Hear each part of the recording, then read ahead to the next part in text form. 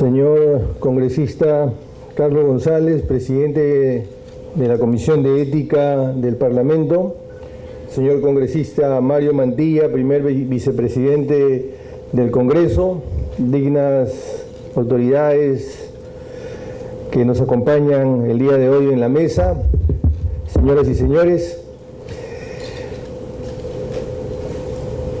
Quisiera empezar diciendo que este tema, como ya lo ha señalado el primer vicepresidente, es un tema de la mayor relevancia, de la mayor importancia para la sociedad, para el Estado, para la ciudadanía, para todos aquellos que hemos asumido una función pública.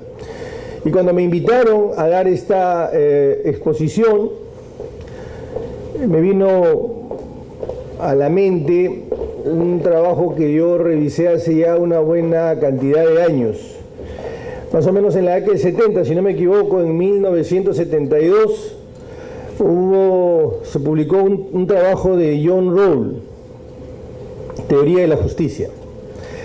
Y esta obra, que marca un punto de inflexión en la mirada respecto al concepto de justicia y todo un aparato doctrinario sobre lo que debemos entender por justicia, tiene una manera muy provocadora de debutar o de iniciar. En sus primeras líneas dice algo más o menos así. Dice: del mismo modo que debemos desechar toda ciencia que no busca la verdad, también debemos desechar toda ley o institución que no busca la justicia. Porque una ciencia que no busca la verdad no nos conduce a ninguna parte, es brujería o superchería. Y una institución o las instituciones que no buscan la justicia son instituciones débiles, deslegitimadas y que no sirven o sirven muy poco a la sociedad. Las instituciones, señores congresistas, amigos y amigas que el día de hoy nos acompañan, deben buscar la legitimidad como los seres humanos necesitamos el oxígeno.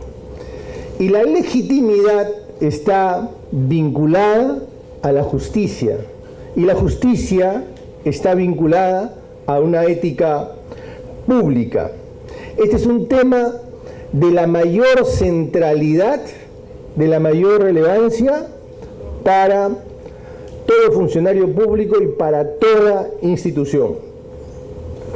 Pero déjenme que les diga que el tema de la justicia no es un tema, la justicia no me refiero en un sentido abstracto, me refiero en un sentido funcional. Este no es un tema de opciones, no es un tema de opiniones, es un tema de exigencia, son temas imperativos. Permítanme un ejemplo. No es una opción alimentar los millones de niños que pasan hambre en nuestro país. Esa no es una opción. Eso no es opinable. Como no es opinable educar, como no es opinable la salud de esos millones de niños. Eso no está en la esfera de las opciones.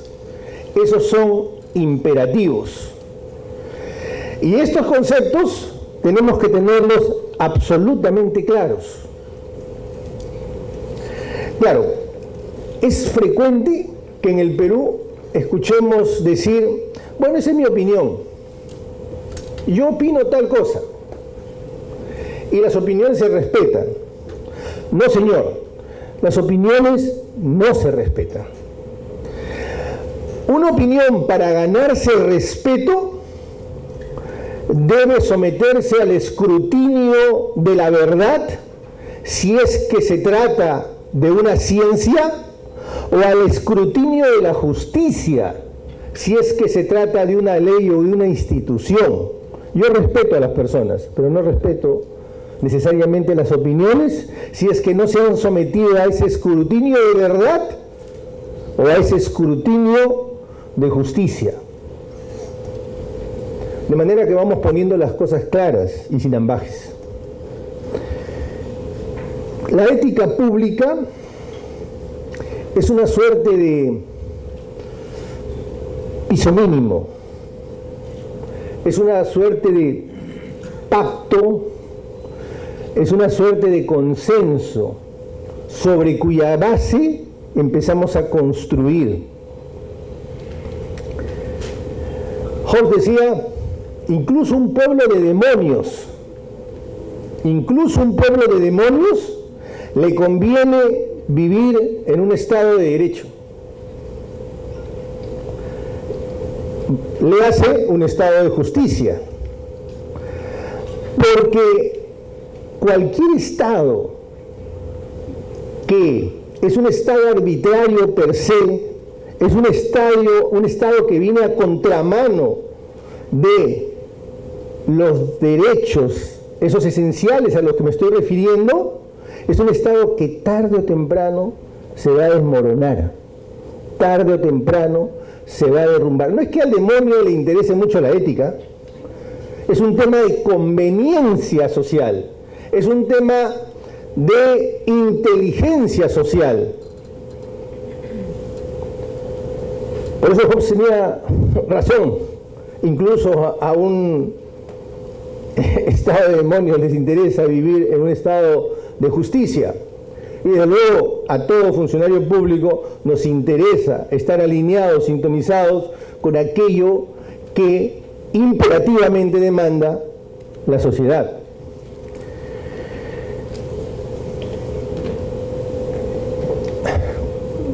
Bueno, hay discusión sobre cuánto tiempo tenemos los seres humanos en la Tierra. Como no se trata de una conferencia antropológica, además me revelo absolutamente incompetente para hablar sobre ese tema. Lo que sí les puedo decir es que, de acuerdo al profesor Yuval Noah Harari, en un reciente trabajo que seguramente muchos de ustedes conocen, Homo Sapiens, ha sido un bestseller, él dice que el 99% de las especies que han poblado la Tierra hoy no existen. Desde esa perspectiva, y en un elemental análisis, todos estamos condenados a desaparecer. La pregunta es, él dice, la pregunta de fondo es ¿por qué nosotros hemos sobrevivido? ¿Por qué todavía estamos aquí? ¿Qué hemos hecho? ¿Qué ha hecho que nosotros podamos sobrevivir? Y él responde y dice, somos una especie que ha aprendido a trabajar en colaboración, en cooperación. No es solo eso, pero eso es algo que nos distingue. Somos infinitamente más débiles que un mamut, o lo que era un mamut. Sin embargo, los hemos sobrevivido. Y está claro que no solamente hemos poblado y conquistado la Tierra, sino que además hemos poblado y conquistado todas las especies. ¿Por qué?, se pregunta Yuval. En términos sociales, no sobrevive el más belicoso, no sobrevive el más fuerte, no sobrevive el que está en una desaforada competencia. Sobreviven quienes tienden puentes, sobrevive quienes encuentran lugares comunes, puntos de encuentro, sobreviven quienes colaboran. Y los seres humanos, dice Yuval, hemos encontrado esos puentes, esos puntos de encuentro que nos han permitido sobrevivir. Y esto me lleva a otro punto. Claro, a estas alturas de la conferencia algunos dirán, oye, ¿qué tiene que ver todo esto con lo que ha venido a hablar? Ahorita ya llego, no se preocupen. El punto es que a lo largo de años nos han hecho creer que nosotros somos solo seres racionales, que somos una suerte de homus economicus, que somos hombres egoístas, fríos, que nuestras decisiones siempre están estrictamente vinculadas a nuestra conveniencia. Por lo que dice Yuval, eso no necesariamente es así, pero si todavía eso no resulta suficiente como argumento, hace apenas menos de una semana, Richard Thaler acaba de ganar el premio Nobel en Economía y, entre otras cosas, viene demostrando que no todas las decisiones que tomamos los seres humanos son decisiones racionales, que hay otras motivaciones en el fondo de los grupos y de las personas que impulsan a tomar determinadas decisiones. Desde luego esto es más complejo que aquello que estoy diciendo, pero lo que pretendo señalar es que no es que seamos ese homus económico que todo lo calcula. Lo que pasa es que ese es un concepto interesado, es un concepto que ha permitido adelgazar significativamente, debilitar significativamente la presencia del Estado, particularmente en los países latinoamericanos donde nos hemos bancado la idea del homus economicus y donde además siempre hemos sido más liberales que Adam Smith y más socialistas que Marx. Entonces, este tipo de ideas, somos maximalistas en este tipo de ideas. Pero ahora, como digo, a estas alturas, estas ideas quedan desahuciadas por la realidad. El punto es que, miren, en la base de todo, en la base de los derechos, de todos los derechos, de todas las corrientes jurídicas desde el principio, en la base de todo, está la reciprocidad, el do des, el doy para que des. En la base de todo está esa conmutatividad. Si nos agrupamos, como dice Yuval, es porque estamos en la convicción de que algo vamos a recibir. Entregamos una parte de nuestra libertad, una parte de nuestro trabajo, porque algo vamos a recibir. Y si elegimos determinados funcionarios y convenimos que existan determinadas instituciones, es porque algo vamos a recibir.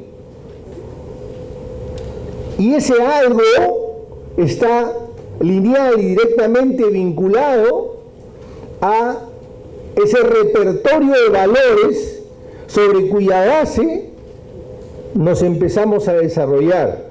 Estoy hablando de salud, de educación, alimentación, respeto, reconocimiento del otro. Esto que digo, para algunos, y dicho sea de paso, no es nuevo, no, tiene una vergüenza de años,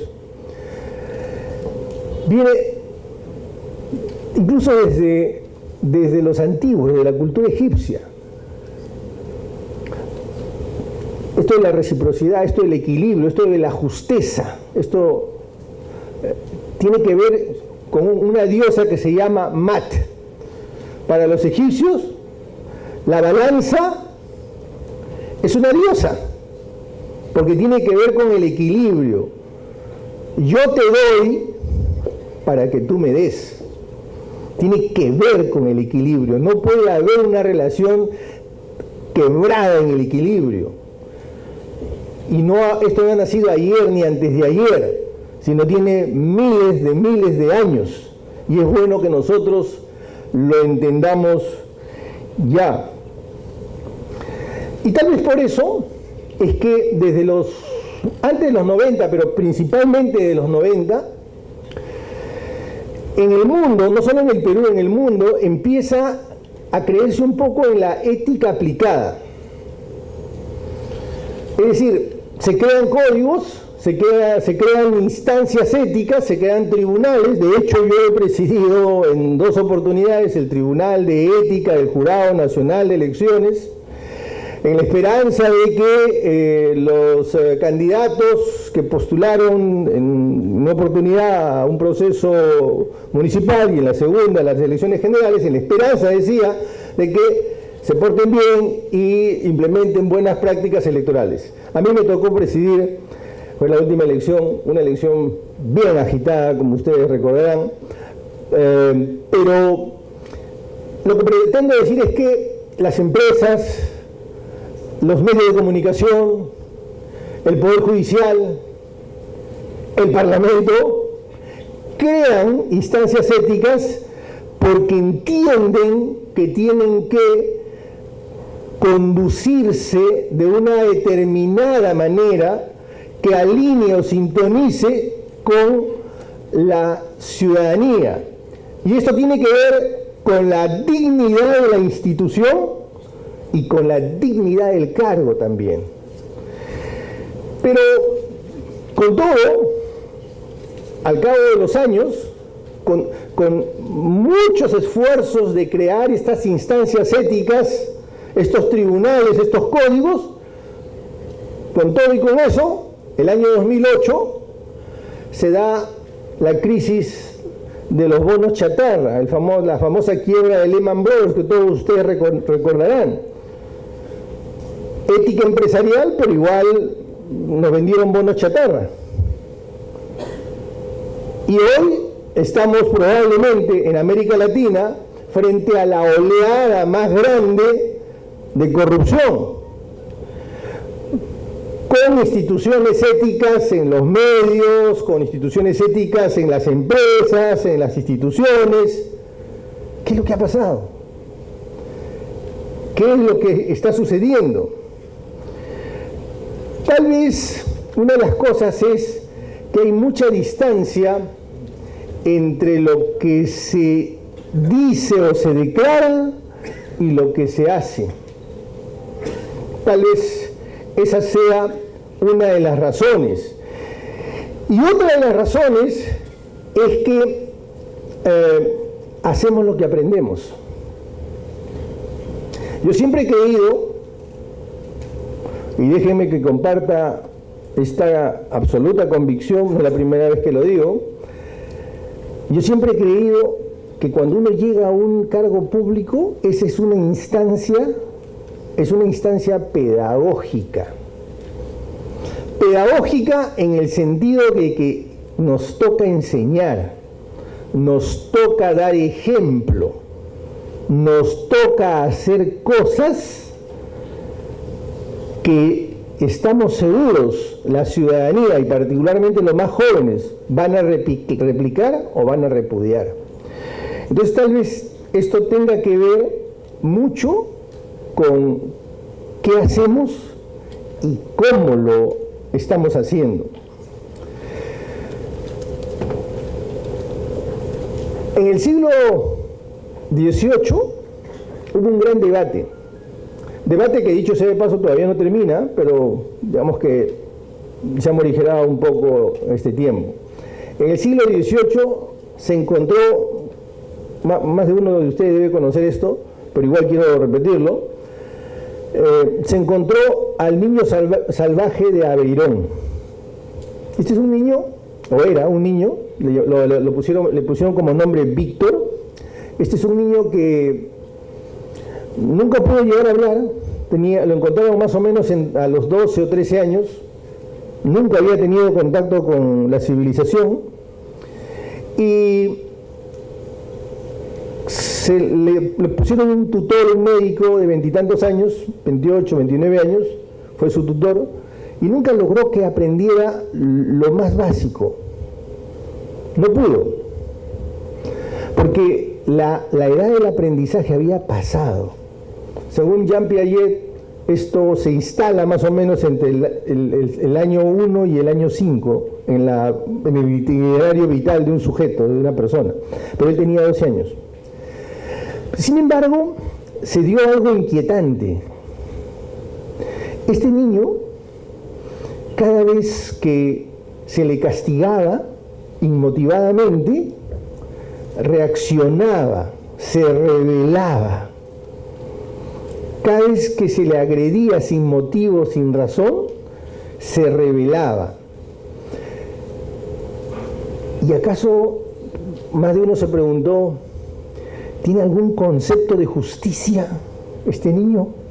¿Tenemos nosotros algún concepto de justicia? Del siglo XVIII quiero pasar al siglo XX. En el año 2010-2011, Hauser, un famoso psicólogo, escribió un libro que se llama La mente ética. Y él dice que en algún momento de nuestra evolución hemos introducido en nuestra información genética el concepto de justicia, a partir del cual creamos conceptos de justicia, reglas de justicia. Dice, basándose un poco en Chomsky, no me voy muy lejos porque ahí hay toda otra teoría respecto al lenguaje, pero basándose en él, dice que está alojado en el ser humano el concepto de justicia.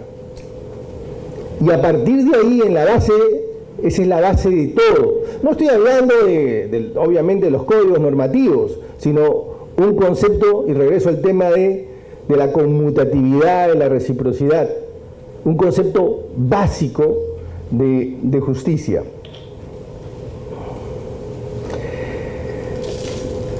Y por eso es que todas las sociedades hemos construido determinadas virtudes que han dominado la escena social. Por ejemplo, entre el siglo XVI y el siglo XIX, el honor era la base de todo. El honor de la familia, el honor de las instituciones, el honor de las personas. Claro, desde luego, había gente que no tenía honor, porque eso tenía que ver también con la clase social. Pero digamos que el honor era la base de todo. Si ustedes revisan hace 100 años atrás, un poco más, para ser director de un diario, aparte de conocer del diario, usted tenía que ser un buen tirador o un buen espadachín. Porque como usted iba a dar información y podía usted afectar el honor de alguien, lo podían retar a duelo, porque el honor era la base de todo, y el Estado además era el que salvaguardaba el honor de las personas.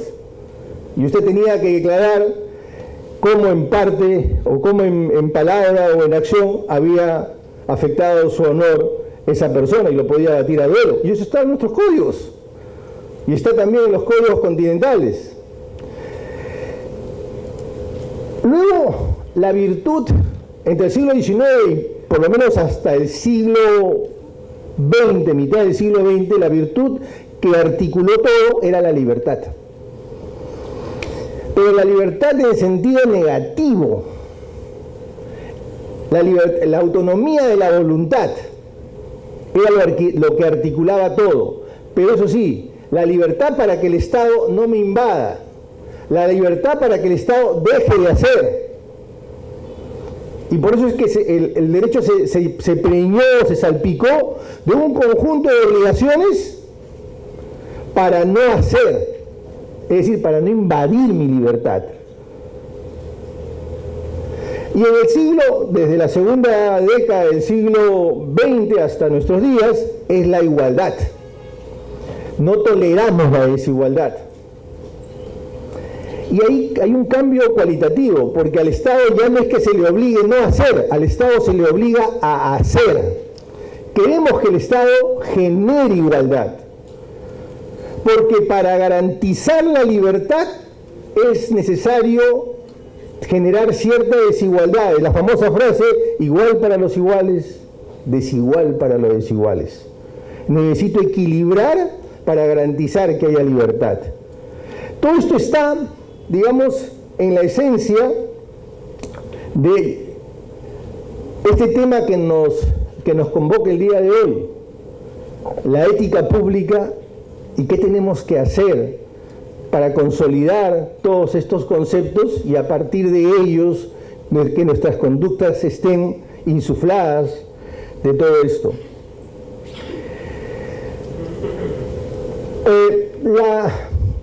la ética no es una regla, nadie, o reglas, nadie se vuelve virtuoso estudiando sobre las virtudes. La ética es fundamentalmente conductual, es decir, son hábitos. Uno se vuelve virtuoso practicando las virtudes. Y eso tiene que ver mucho con los funcionarios públicos.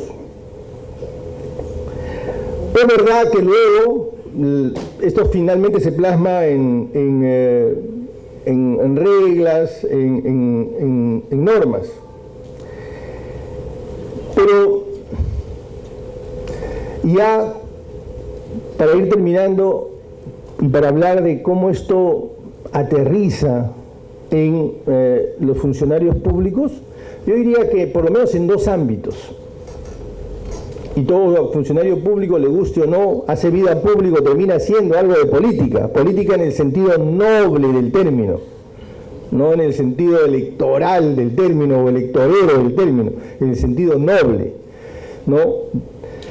De que se ocupa y preocupa de la res pública, de la cosa pública, en ese sentido lo digo, y con un interés de la colectividad.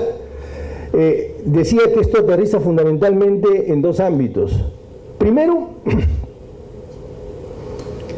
yo no concibo, no sé si me acompañarán en esta mirada, pero no concibo un funcionario público que no tenga una concepción de lo que queremos para el país, una concepción de lo que tiene que hacer el Estado, alineado con esa mirada de lo que queremos para el país.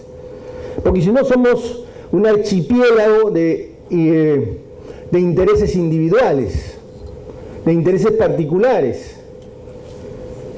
Esa clase dirigente, sea empresarios, sean líderes de opinión, sean funcionarios, y particularmente los funcionarios, tienen que tener una mirada, una concepción de lo que se quiere para el país. Y voy a poner ejemplos concretos.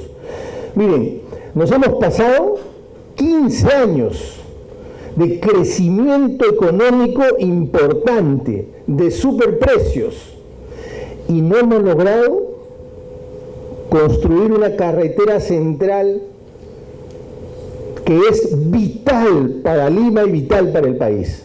Nos hemos pasado 15 años de hiperprecios, de crecimiento económico, y no hemos construido un solo hospital de alta complejidad en el sur.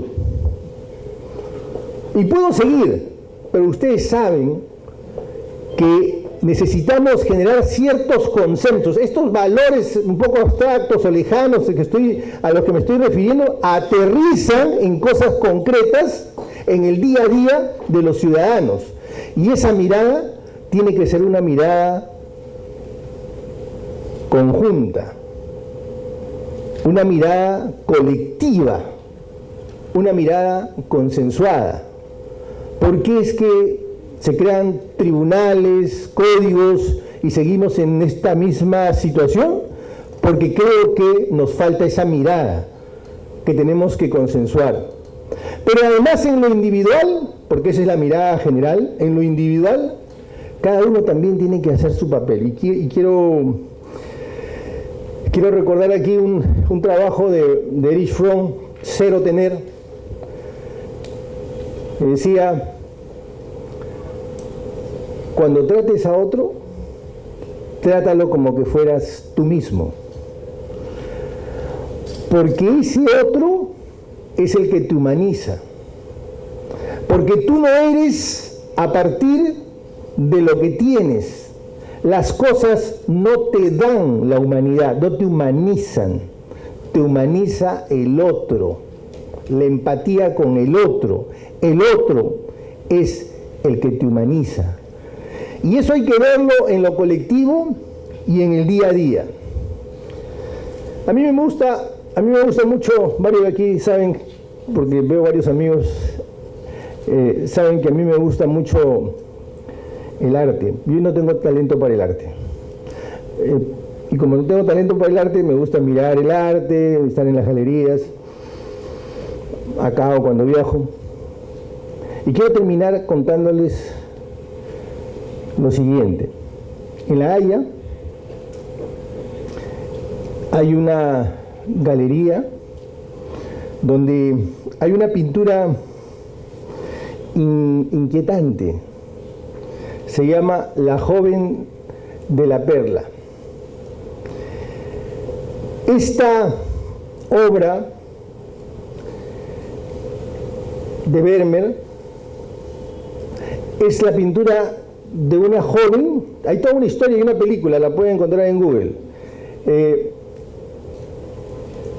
Es una pintura de una joven que te está mirando. Y entonces se da la inquietante situación en que tú como observador, tú miras a la pintura, pero en un momento determinado pareciera que la pintura te mira a ti. ¿Quién mira a quién?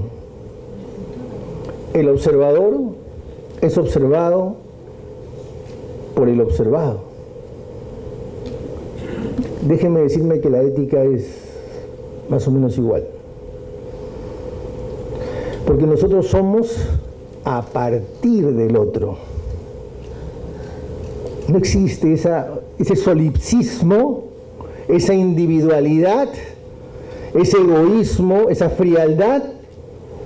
No existe. Somos a partir de los otros. Y porque somos a partir de los otros, es que debemos tener un compromiso con los otros. Y como funcionarios públicos, un compromiso, una mirada colectiva de qué es lo que hay que hacer con el país. Hay decisiones difíciles, presidente, decisiones difíciles. Yo no tengo ningún temor. Algunos me han querido masacrar en las redes cuando he dicho, y con esto termino, no se asuste, cuando he dicho no hay derechos humanos si el país no empieza a crecer. Estamos reñidos con el sentido común nosotros. Estamos divorciados, hemos roto amarras con el sentido común como país. Necesitamos crecer porque la salud no es gratis. Necesitamos crecer porque la educación no es gratis. Necesitamos crecer porque la alimentación no es gratis. Necesitamos crecer porque tenemos un compromiso con millones de millones de millones de personas. Hay 3 millones o cerca de 3 millones de niños, el 43% de niños en nuestro país de 1 a 3 años sufre anemia. Y la anemia severa cega su vida para siempre, porque el daño es irreparable. Es un golpe terrible. Y ese es un tema que tiene que ver con la ética pública, que nos está señalando a todos, nos está acusando a todos. Yo no tengo ningún empacho en decir que si no crecemos económicamente, no vamos a poder ampliar nuestra cobertura de derechos humanos. Esto es lo que me compete como defensor, ampliar esa cobertura y mejorar esa cobertura. Gracias por esta oportunidad, presidente, gracias a ustedes. Okay. Bueno, en relación a la primera inquietud, desde luego comparto plenamente que hay una crisis reputacional en todas las instituciones. Yo no voy a decir que la Defensoría está exenta de esa crisis reputacional que existe en las instituciones del Estado, las instituciones en general. Si usted mira la última encuesta de aceptación ciudadana, es verdad que la Defensoría ha pasado del puesto 9, 8 al puesto 5, pero eso para mí no es ningún consuelo. En la realidad hay una tarea importante y larga por hacer, y comparto la visión que usted me plantea en el sentido que valoro mucho. De hecho, yo he sido 2 veces decano del Colegio de Abogados, valoro mucho a mis colegas, pero la mirada la realidad no puede ser una vista solo desde una retina jurídica. La realidad tiene múltiples dimensiones y desde el punto de vista económico, desde el punto de vista de los propios comunicadores, desde el punto de vista de la psicología, la mirada de la Defensoría tiene que ser una mirada multidisciplinaria. Créame que cuando yo he llegado es una de las primeras cosas que he planteado, la necesidad de cambiar esa estructura poblacional, o por lo menos que aquellos que saben derecho también sepan economía o también conozcan de otras disciplinas que enriquezcan su mirada y como consecuencia de eso enriquezcan su conducta. Pero sí disiento en un punto. La Defensoría, y lo invito a mi despacho para que usted conozca cómo es que la Defensoría, no por mi gestión, la gestión que han hecho otros defensores, es una de las instituciones que se despliega en todo el país, está más cerca de las personas, conoce la problemática de las personas y tal vez lo que falta, como usted lo ha acotado, es comunicar, porque la Defensoría, repito, no por la labor del defensor, sino por esos comisionados que están en todas partes del país, salvan vidas, ayudan en derechos fundamentales. En la época del fenómeno del niño actuaron de una manera realmente encomiable, impresionante, y por eso es que yo, como autoridad y como cabeza de la institución, respaldo plenamente el trabajo que vienen haciendo sin desconocer aquello que usted ha señalado, de manera que me comprometo a lo que usted, a la sugerencia que usted me ha planteado. En relación a la siguiente pregunta, y que tiene que ver con ambas preguntas, en realidad están vinculadas. Miren, la primera fuente normativa